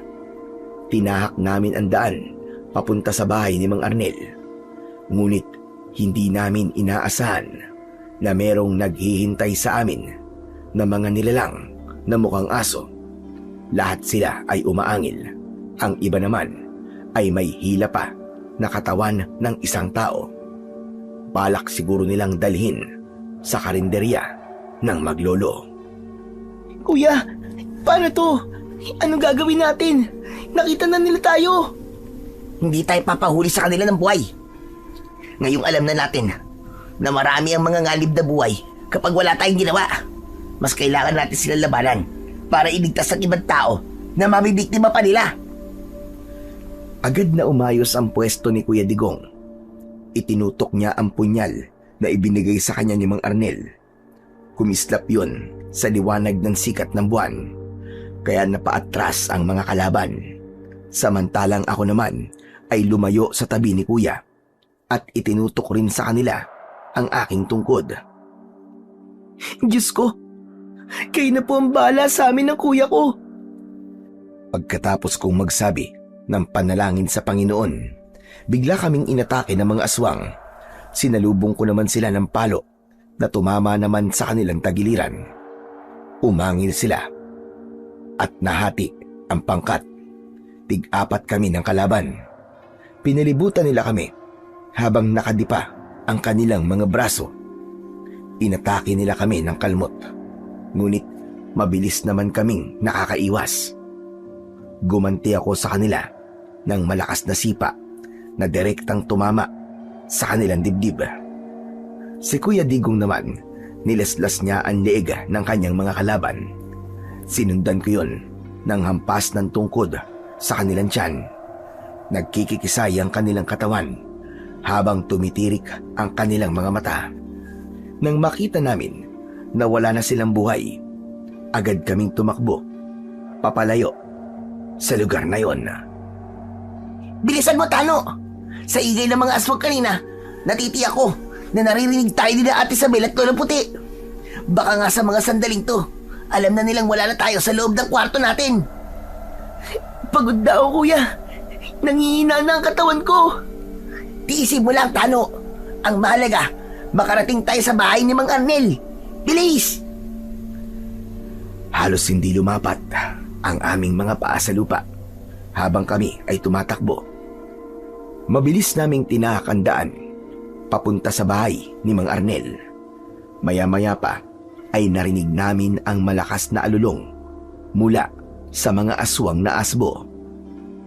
Kuya, hintay sandali. Sandali lang. Magpahinga naman na tayo. Pagod na ako. Hindi tayo pwedeng tumigil sa pagtakbo. Baka maabutan nila tayo rito. Konting tiis na lang at mararating na natin ang bahay ni Mang Arnel. Akma na sana kaming aalis sa lugar na yon nang makita namin ang dalawang batang palaboy na pinaliligiran ng 3 aswang. Anak naman ng 7 kamote, oh. May 2 bata na nalalagay sa panganib. Kuya, hindi ba't ang isa sa mga batang yun ay ang napagtanungan natin? Kuya, may maililigtas tayong buhay. Tiyak na may hawa sila ng aswang. Tulungan natin sila. Hindi na kami nagdalawang isip na tulungan ang 2 batang palaboy. Kahit pagod na ako, ng mga sandaling yon ay nakipaglaban pa rin kami sa mga aswang. Mataas akong tumalon para sana atakihin ito ng palo sa ulo. Subalit humarap sa akin ang aswang at sinalubong niya ako ng malakas na suntok na tumama naman sa aking panga. Pasadsad akong bumagsak sa lupa. Naramdaman ko ang pagkahilo. Kaya naman, pasuray-suray ako nang ako'y tumayo. Tano, ayos ka lang ba? Hoy, Tano! Sumagot ka! Ha? Ayos lang ako, kuya. Nang matiyak ni Kuya Digong na ayos lang ako, galit na binalingan nito ang kalaban niya. Nilaslas niya ang leeg ng mga aswang habang ang 2 batang iniligtas namin ay nagyakap dahil sa labis na takot. Agad akong lumapit sa kanilang kinaroroonan at pinrotektahan ko sila. Nakipaglaban ulit ako sa aswang na sumuntok sa akin. Ibinuhos ko sa kanya ang galit ko sa pamamagitan ng pagpalo ng magkakasunod sa kanyang tiyan. Umikot ako at sinipa ko siya ng malakas na tumama naman sa kanyang panga. Bumagsak siya sa lupa habang nagkikikisay ang katawan at nakatirik pa ang kanyang mga mata na bumubula ang bibig. Tuluyan siyang namatay dahil sa malalim na sugat sa kanyang katawan. Maya-maya pa ay bigla nang tumahimik ang paligid. Ayos na. Napatay na natin ang mga aswang, Tano. Tara na, umalis na tayo rito. Isama natin ang 2 bata sa bahay ni Mang Arnel. Halina kayo mga tol. Kailangan niyo sumama sa amin para matanggal ang hawa sa inyong katawan. Huwag kayong matakot sa amin. Mababait kami. Ligtas na kayo. Agad silang sumama sa amin ni Kuya. Ngunit bakas pa rin sa kanilang muka ang takot. Malalaki ang hakbang ng aming mga paa na tinahak namin ang daan papunta sa junk shop ni Mang Arnel. Nadatnan namin na gumagawa siya ng sangkap na pangontra laban sa mga aswang. Bahagya pa siyang nagulat nang makita kami. Diyos ko! Ano nangyari? Bakit narito kayo? Akala ko ba magmamatsyag kayo sa maglolo? Mang Arnel, hindi na po namin kailangan bantayan ng maglolo dahil nakumpirma na po namin na mga aswang nga sila. Sa katunayan nga po, nakasagupa na po namin ang kanilang mga alagad. Napatay po namin sila at hindi magtatagal, hahanapin na po nila kami. Hindi lang po yun ang nadiskubre namin, Mang Arnel. Hindi totoong maglolo sina Ate Isabel at Lolo Puti, kundi mag-asawa sila. Sa palagay po namin, gumamit sila ng hipnotismo ng pandilin lang upang maitago nila ang kanilang totoong itsura. Hindi ko akalain na narito lamang pala sa baryo ito ang mga aswang na matagal ko nang hinahanap. Ho? Ano po bang ibig niyong sabihin, Mang Arnel? Linawin niyo nga po. Ang kutob ko kasi, sila na nga ang mag-asawang pinuno ng mga asbo. Sila ang pumaslang sa aking pamilya. Humanda silang mga demonyo sila. Dahil papatayin ko sila. Uubusin ko ang kanilang lahi. Magbabayad sila sa akin ng mahal. Sa amin din. Meron din silang utang na buhay. Kaya kasama mo kami sa laban na to, Mang Arnel. Humanda sila. Teka, sino naman ang 2 batang kasama nyo?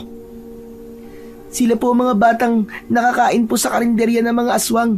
May hawa na rin po sila. Naabutan po namin sila kanina, muntik na pong atakihin ng mga aswang. Kung ganun, kailangan nilang uminom ng katas ng bawang. Agad silang pinainom ni Mang Arnel ng katas ng bawang. Pagkatapos ay pinagpahinga niya muna ang 2 bata sa kanyang silid. Naiwan naman kami ni Kuya sa tabi ni Mang Arnel. Tumulong kami sa paggawa niya ng mga pangontra laban sa mga aswang. Kailangan ninyong magdikdik ng maraming bawang. Pagkatapos ay ihahalo natin sa asin at kalawang mula sa bakal at lata. Natitiyak ko na marami ang mga asbo na nagbabantay sa mag-asawang yon. Kaya kakailanganin natin ang maraming panlaban sa kanila. Ano po ba ang epekto ng mga yan? Sa katawan po ng mga aswang, Mang Arnel? Malupit to. Masusunog sila at magiging abo ang kanilang katawan kahit wala ang presensya ng araw. Kontra ito sa langis na ipinapahid nila sa kanilang balat. Sa pamamagitan ng pangontra na to, mapipigilan ang pagpapalit nila ng anyo. Napakunot ang aking ulo dahil para bang minsan ko na rin yung narinig mula kay Lolo Puroy. Paano kaya nalaman ni Mang Arnel ang tungkol sa bagay na yun? Nawala ang aking pag-iisip sa bahagi na yon ng aking alaala nang biglang nagsalita si Mang Arnel. Ito ang dahilan kung bakit bumibili ako ng latat bakal.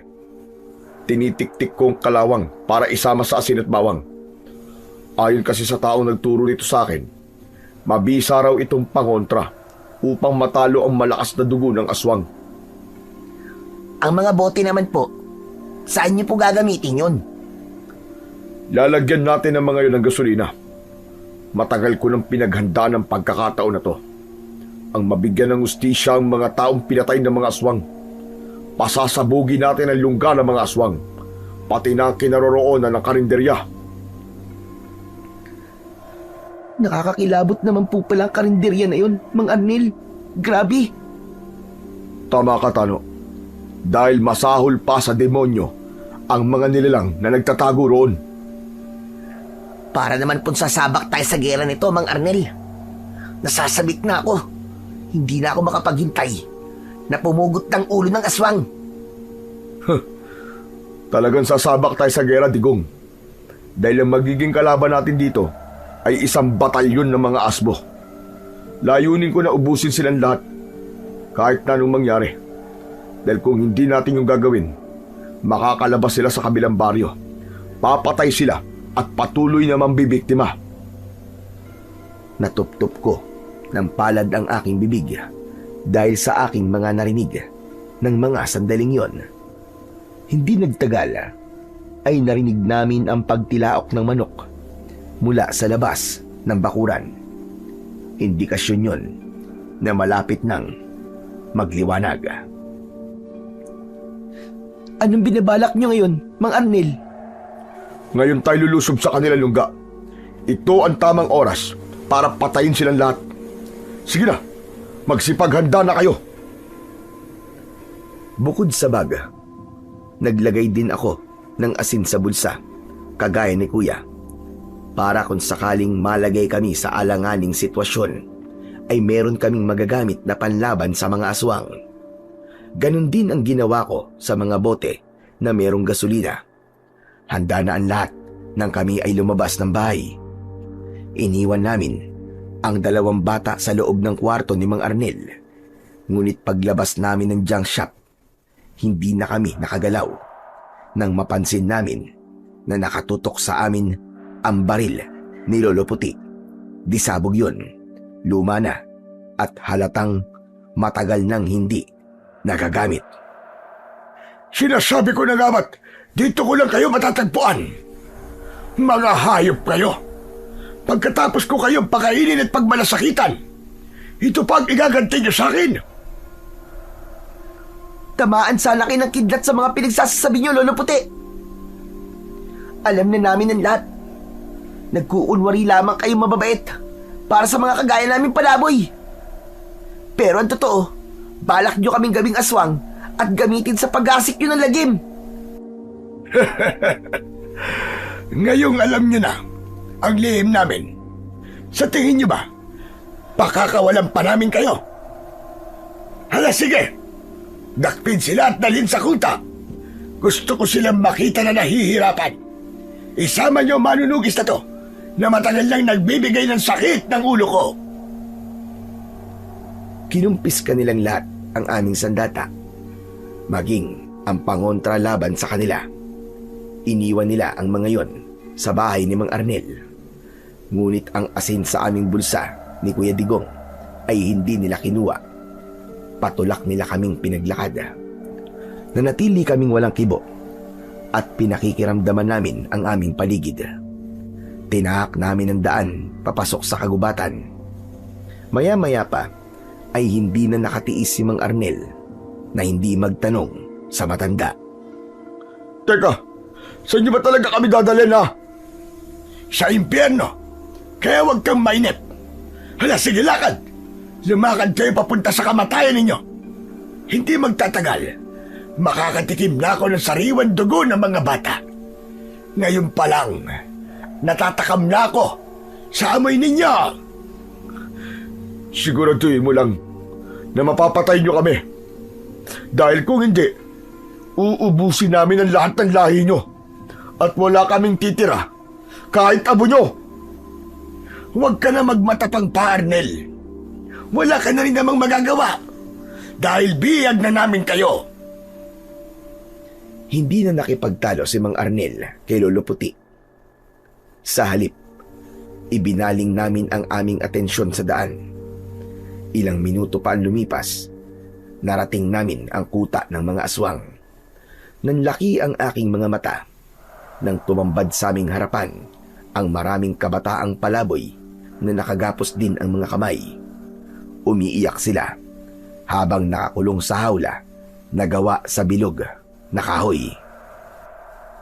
Maligayang pagdating sa aking kaharian. Dito ko kayo sabay-sabay nakakatayin upang ipamahagi sa mga alagad ko ang inyong mga laman loob. Mamayang pagsapit ng hating gabi, matitikman ninyong lahat ang aking parusa. Pero bago yon, pahihirapan ko muna kayo ng gusto.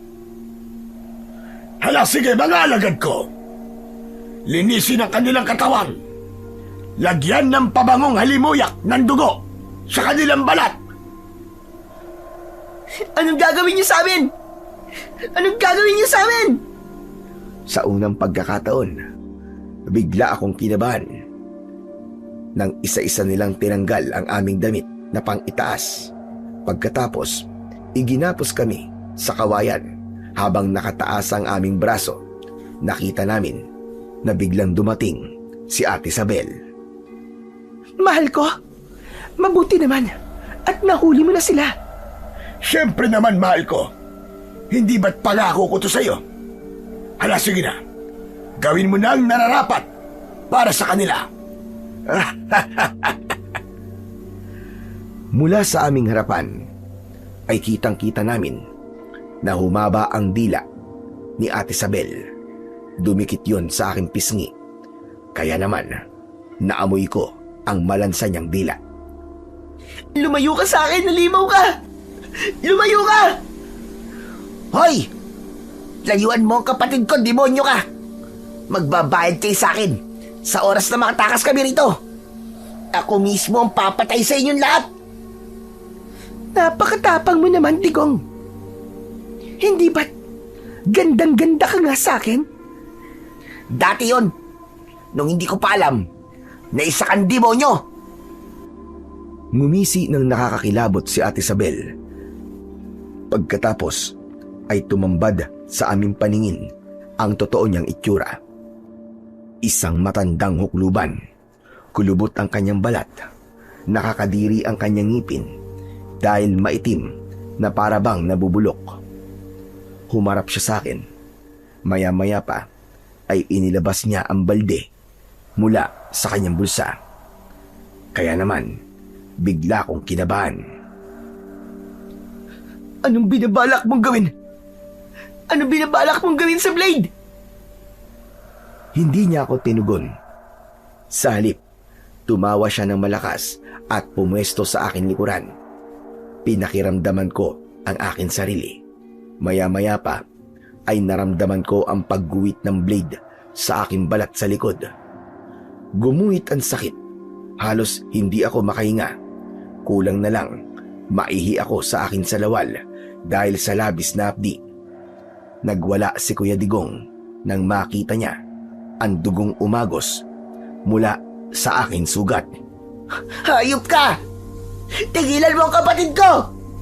Huwag mo siyang sasaktan! Tigilan mo yan! Tama na! Ako na lang ang saktan nyo! Huwag na mga bata! Tumahimik ka! Huwag kang mainip, Arnel. Dahil lahat kayo ay guguhitan ng blade sa likod upang mas bumango kayo sa amin mamayang gabi.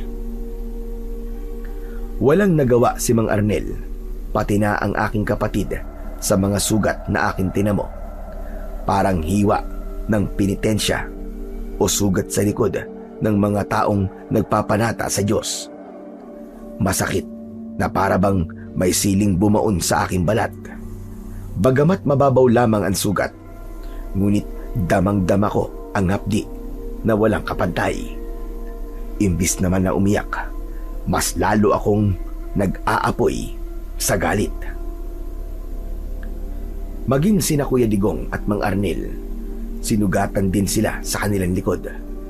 Halos mabingi ako sa ingay, idagdag pa ang ingay mula sa iyak ng mga batang nakakulong. Pakiramdam ko ng mga sandaling yun na ang aming magiging katapusan. Pagsapit ng dilim, ay nagtipon-tipon ang mga aswang na asbo sa harapan namin. Lahat sila ay naghaplos ng langis sa kanilang balat. Umaangil sila habang unti-unting nagbabago ang kanilang itsura. Sabay-sabay silang umalulong. Wala nang ibang paraan. Kailangan natin putulin ang lubid sa ating mga kamay. Dahil pagkatapos ng kanilang ritual, papatayin na nila tayo. Dala ng takot, kahit masakit ang aking katawan at dumudugo ang aking mga kamay, pinilit namin ni Kuya Digong na kumawala sa pagkakagapos. Ngunit kahit na anong gawin namin, bigo kaming makatakas. Napakabilis ng tibok ng aking puso ng mga sandaling yon. Takot na takot talaga ako, at para bang may mga kabayo na nag-uunahan sa aking dibdib. Diyos ko, kayo na po ang bahala sa amin. Huwag niyo pong hayaan na malaig po ang kasamaan laban sa kabutihan. Gabayan niyo po kami, O Panginoon. Narinig ni Lolo Puti ang aking panalangin, kaya umalingaw-ngaw ang malakas nitong halakhak sa paligid. Wala nang magagawa ang panalangin mo sa Panginoon mo. Dahil ngayong gabi, hahatulan na namin kayong lahat. Hindi nagtagal, ay sabay-sabay silang umatake. Nang malapit na sila sa aming kinaroroonan, humarang sa aming harapan ang dalawang bata na tinulungan namin. Dinala nila ang aming sandata at nagpakawala sila ng mga dinamita. Sumabog ang mga yon sa bawat sulok ng kuta ng mga aswang na asbo, habang ang mga asin naman ay tumatama sa katawan ng mga ito. Marami ang nasunog at naging abo dahil sa ginawa ng dalawang bata. Natakot ang ibang aswang na lumapit sa amin. Mabilis nila kaming kinalagan ng tali at halos maluwa ako sa sobrang tuwa na mayroong taong nagligtas sa aming lahat. Hindi maaari! Patayin niyo silang lahat! Nagwawala si Lolo Puti habang nag-uutos siya sa kanyang mga alagad na aswang. Habang si Ate Isabel naman ay inatake ni Mang Arnel, ibinuhos niya ang asin sa buong katawan nito. Umusok ang balat nito hanggang sa bumagsak ito sa lupa. Dala naman ng aking galit, nilapitan ko si Ate Isabel at pinaulanan ko siya ng palo gamit ang aking tungkod. Si Kuya Digong naman, sinindihan niya ang dinamita at ibinato yun sa katawan ng nakahigang si Ate Isabel. Para sa kasamaan mo, Hetong nararapat sa'yo! Impakto ka!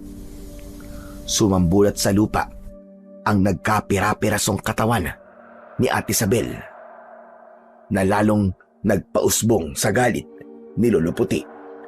Mabilis siyang umatake sa aming kinaroroonan. Pinatay niyo ang asawa ko! Magbabayad kayong lahat sa akin! Kasabay ng paglapit niya sa amin, nahawakan niya ang leeg namin ni Kuya Digong. Umangat ang aming mga paa sa lupa. Pagkatapos ay inihagis kami. Hinarap niya si Mang Arnel. Kinagat niya ito sa balikat. Rinig na rinig namin ang malakas na sigaw ni Mang Arnel. Mang Arnel! Mabilis kaming bumangon ni Kuya Digong. Nilapitan namin ang kinaroroonan ni Mang Arnel at Lolo Puti. Mataas akong tumalon. Sinakyan ko sa likod si Lolo Puti. Si Kuya Digong naman ang sumaksak sa likod ng pinuno ng mga aswang. Dumukot ako ng asin sa aking bulsa at inihilamos ko yun sa kanyang mukha. Aray! Ang sakit! Wala akong makita! Ang mga mata ko! Nagwala ang aswang. Pilit niya kaming kinakapa. Nagkatingin ng kaming tatlo at sabay namin siyang inatake gamit ang aming mga sandata. Nilaslas ni Kuya ang leeg ni Lolo Puti habang si Mang Arnel naman sinubuan niya ng purong kalawang ang bibig ng aswang, kaya nagbago ang anyo nito at naging isang tao na nanghihina. Bilang huling pag-atake, 5 magkakasunod na palo ng tungkod ang ginawa ko sa pinuno ng mga aswang na tumama naman sa kanyang hubad na katawan. Bumagsak siya sa lupa habang nagkikikisay ang kanyang katawan at tumitirik ang kanyang mga mata habang nagkakakawag ang kanyang mga kamay. Hinampas ko siya ng paulit-ulit habang binabanggit ko ang pangalan ng aking mga magulang. Hayop kang aswang ka! Para to kay Lolo Puroy! At ito naman, para sa aking mga magulang na sina Tario at Linda na pinatay mong demonyo ka! Lumapit si Kuya Digong sa kinaroroonan ng naghihingalo na si Lolo Puti. Ito naman, para sa aking 2 kapatid na pinatay mo rin! Katapusan mo na! Isang malakas na pagsaksak sa dibdib ang ginawa ni Kuya Digong kay Lolo Puti gamit ang kanyang punyal. Hindi pa siya nasiyahan. Ipinagdiinan niya to ng gusto hanggang sa bumaon ito sa kanyang puso. Kasabay ng pagbuhos namin ng asin sa kanyang katawan, nagliyab siya at naging abo na kumalat sa lupa. Nang mawala ang ingay sa paligid, tapos na rin ang 2 batang lalaki sa pagliligtas sa mga biyag. Nang humarap kami kay Mang Arnel, ay hindi ito makapagsalita. Mang Arnel, ano po nangyayari sa inyo? Wala na po mga kalaban. Patay na po pati ang pinuno nila. Kanina, narinig kong binanggit niyo ang pangalan ng mga pamilya ninyo. Totoo ba ang mga narinig ko? Napuroy ang pangalan ng lolo ninyo? At Tario at Linda naman, ang pangalan ng mga magulang nyo? Opo, bakit po Mang Arnel? Bakit namumutla po kayo? At naluluwa po ang inyong mga mata, Mang Arnel? Diyos ko, salamat. Salamat dahil buhay kayo. Hindi totoong naubos ang pamilya ng kapatid ko. Dahil buhay pa pala ang kanyang mga anak. Mang Arnel, ano pong ibig niyo sabihin? Ako ang kapatid na bunso ng tatay ninyo na si Tario. Ako to. Ako ang inyong tiyo Barnelio. ang bunsong anak ni Tatay Puroy. Saka ko lamang naalala ang itsura ni Mang Arnel na nakita ko sa larawan na nakadisplay sa bahay ni tatay. Magkasama sila sa larawan na matagal nang iniingatan ng aking ama. Hindi ako makapaniwala. Biglang nanginig ang aking labi nang tumingin ako kay Mang Arnel. Ganon din si Kuya Digong na hindi napigilan ng sarili at naluluwa na napayakap dito ng mahigpit. Siya pala ang aming tiyo. Chong, natatandaan ko na po kayo. Kayo nga po ang kapatid ni tatay. Pasensya na po, Chong. Hindi namin kagad kayo nakilala. Kaya pala pamilyar sa akin ang pagkakagawa niyo ng mga sangkap sa paggawa ng pangontra.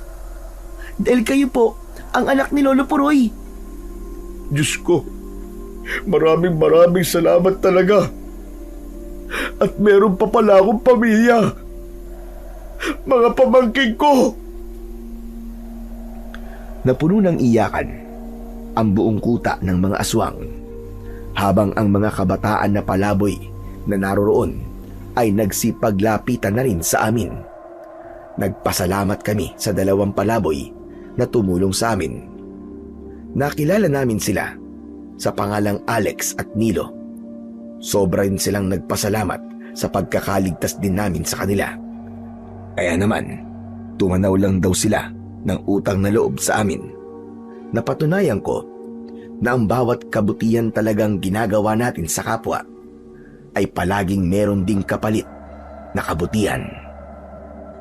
Kailangan na nating umalis sa lugar na ito. Ngunit bago yun, susunugin muna natin ang kuta nila. Salamat na lang din kina Alex at Nilo. Dahil una na nilang pinasabog ang karinderya ng mga aswang. Mga bata, sumama kayong lahat sa amin para mapainom ko kayo ng gamot sa hawa ng aswang. Sinunog namin ang kuta ng mga aswang bago kami umalis. Pagkatapos ay ginamot ni Tiyo Arnel ang mga batang nakakain sa libreng karinderya ng aswang. Lahat sila ay gumaling at bumalik sa bayan ng Santa Ines. Kami naman ay naiwan sa junk shop ni Tiyo Arnel. Sa kasalukuyan ay peklat na lamang ang natira sa aming likod bilang alaala namin sa madilim na bahagi ng aming buhay sa pakikipaglaban namin sa mga aswang na asbo. Marami man ang nakakain ng karne ng tao, hangad ko at patuloy kong ipinagdadasal sa Diyos na sana ay wala sila ng hawa ng aswang. Sa awa naman ng Panginoong Diyos, hanggang ngayon ay wala na kaming nabalitaan na may aswang sa baryo ng Santa Ines. Hanggang dito na lamang po ang aking istorya. Lubos na nagpapasalamat. Tano.